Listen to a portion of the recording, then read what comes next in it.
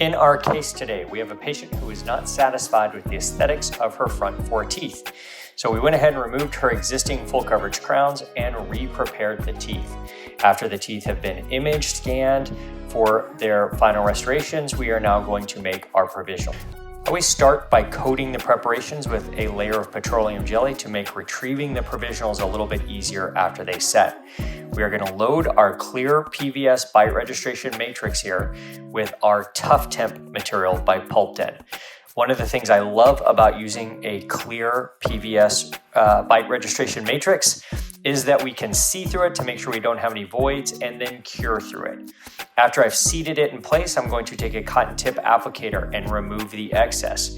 We're then going to let it set in the mouth, retrieve it after about 2 minutes, and then I am going to light cure that through the clear PVS matrix to get those fully set.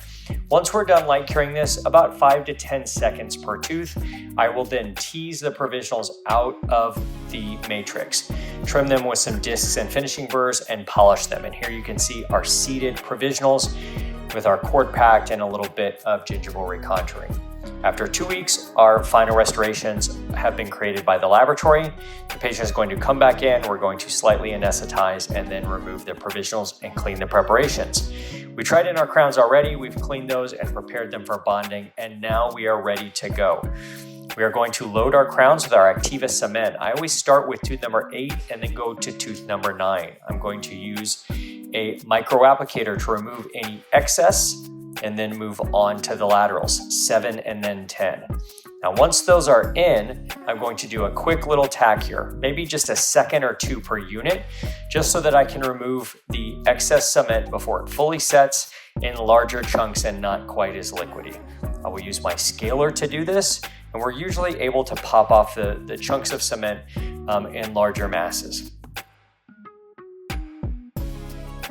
Once I've done that, I now want to make sure that my contacts are cure, and I'm going to pass floss through once or twice on these, pulling it through the side, just to make sure that we get all the cement out of those interproximal areas. Once that's all done, it is now time for our final curing, and that's what you see going on here. I'm going to cure that for 5 to 10 seconds per crown, hopefully from the buccal and the lingual both sides. That's going to get us a nice full set. You can see our pre-op presentation here, and then our post-op after our 4 anterior ceramic crowns done on teeth 7 through 10. Thank you so much to Pulpdent, for ACTIVA, and for Tuff-Temp for making this case possible.